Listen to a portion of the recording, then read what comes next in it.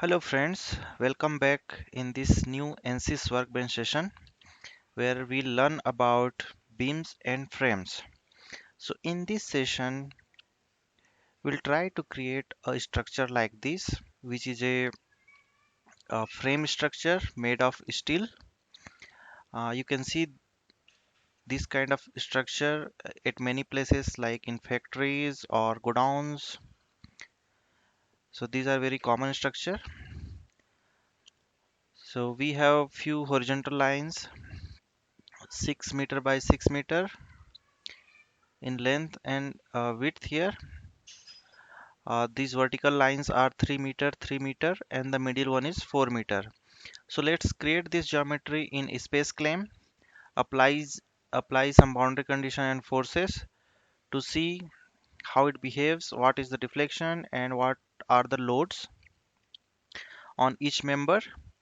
So in this uh, section, we'll work with I-beam. If you want to choose some different section, you can choose it. So with that, let's get started with ANSYS Workbench. So I have the workbench open and I'll pull the static structure in project schematic. So the default material we are using is structural steel, which is already assigned. If you want to use different material, you can right click on engineering data and click edit and either select new material or you can type a new material and assign required property in this section. But in my case, I am going to use structural steel, which is a default material here. Okay. Now, since we are going to work with line bodies here, we'll change the properties so that we can create line bodies in space claim. So select this line bodies, close it, and right click again and open the new space claim window. Wait it for open. So space claim is open. We'll make few changes. So click on file, go to space claim options and change the units to meters because we are working with meters. And this is primary precision. So we'll make it 4 so that it displays 4 digits after decimal points whenever required. Come down and make this grid size to 1 meter and click on OK. Right click and select new sketch plane. Hover your mouse so that it selects the XY plane. Click on the XY plane and in the toolbar select plane view so that you have XY plane oriented properly and you can start drawing on it. So let's select the line. You can use the middle mouse button to zoom in and zoom out as required. Let's click a point, a draw line and draw line of 6 meter. Draw another line of 6 meter. Whenever you want to start a line from the beginning, you can press the escape button and select new point and create another line. Escape, select the point, create another line of 3 meter. The middle one is 4 meter, so let's make it 4 meter. Join these and create two other lines of 3 meter each on both the side. So looks like this one is smaller, so I'll press Ctrl Z and select 3 meter and 3 meter. Okay, so in this plane view we have created these lines. Now we have to work in 3D plane or 3D mode uh, to draw similar mirror view in another 6 meter distance from this current plane. So to do that,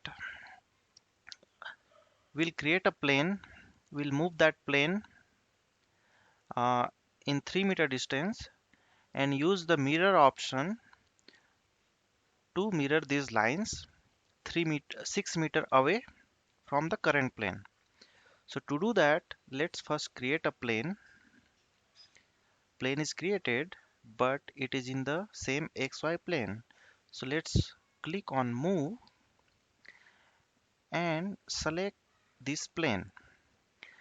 Once you select it, you see that only two arrows are shown. Even if you rotate it, it does not show the Z axis. To see the Z axis, we'll select on 3D mode. Okay, now you got the Z axis. Now let's move this plane in backward direction by just pressing the Z axis and moving your mouse. So say I want to move it in the backward direction by 3 meter. So I'll select this and press 3 and enter. Now my plane is 3 meter away from the current plane. I'll press escape. So whenever you work in 3D mode, generally your space claim will create a surface from the lines, but since in this tutorial we don't want these surfaces, we are working with only lines. So we'll go click on surface and click on edit sketch so that the surfaces are deleted. Now to use the mirror function, we'll click on mirror and then select the plane about which we want to mirror this, and then we'll select this line body by creating a box around these lines. Now you can see that these lines are mirrored now. I'll just select on this remove mirror so that the plane which was created in between is removed. Once it is done, I'll click on escape and then I'll start drawing lines in this 3D mode. So select the line, select the point 1, point 2. Okay, so let's there was some issue, so let's press Ctrl Z and again go in the 3D mode. uh, Draw these lines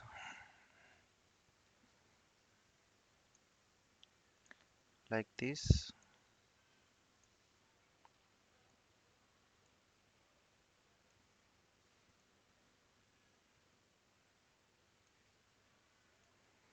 Okay, so these lines are created. We have this surface again. So I'll go and click on the edit sketch to remove that surface. Now our geometry is created in this 3D space. Uh, we'll assign the cross section to them. So let's first create the I-beam cross section.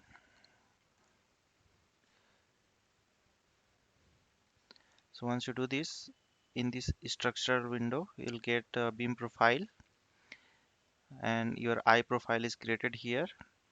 So by default, it will have some dimensions. You can right click on it, go to edit beam profile.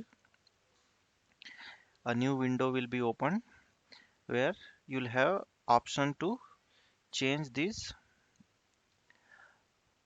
geometries. So say width 1 is currently 0.1. If you want to make it bigger, you can make it here. So say I want to make it 0.3556 and enter. So it will become longer here. So like that you can change all these dimensions. So I changed all these dimensions to match with these numbers,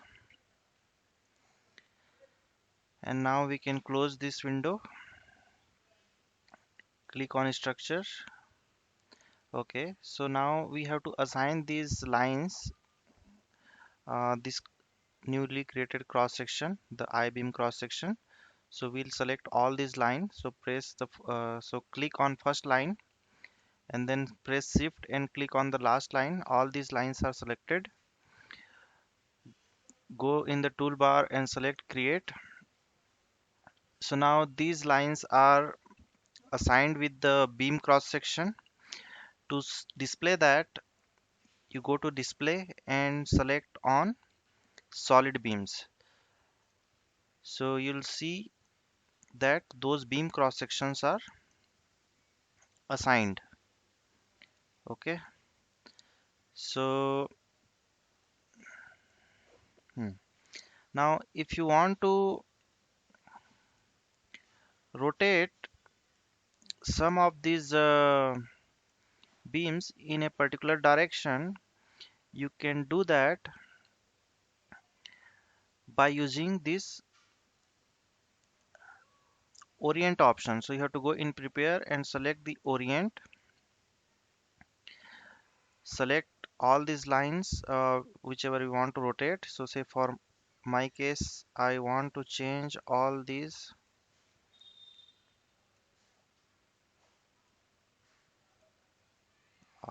beam orientation by 90 degree. So I can do that by going here, and you can see beam orientation 0 degree, make it 90,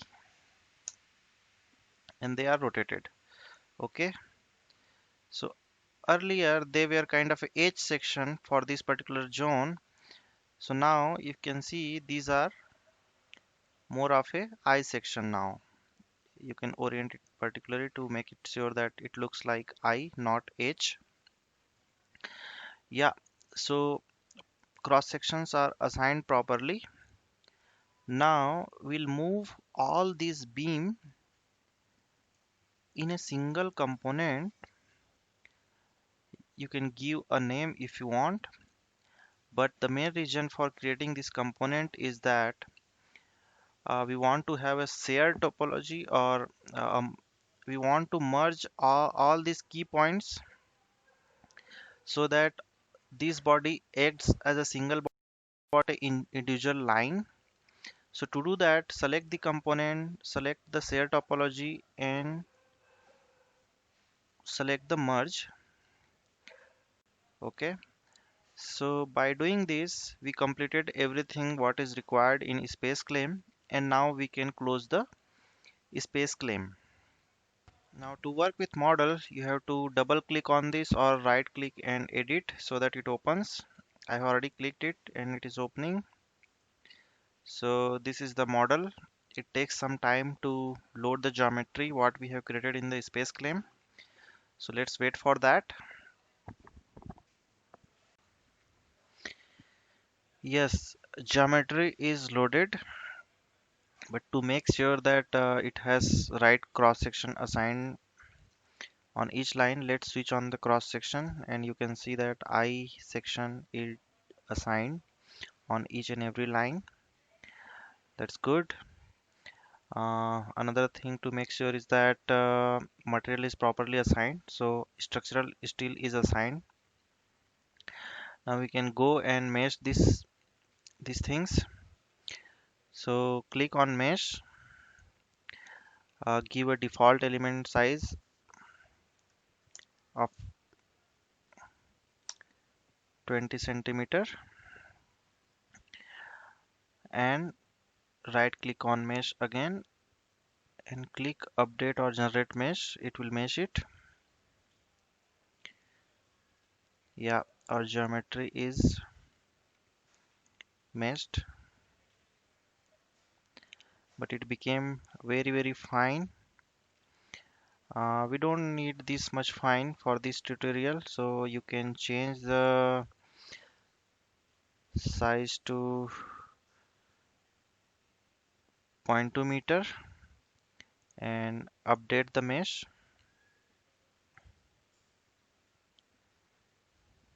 Okay, so this size is good enough.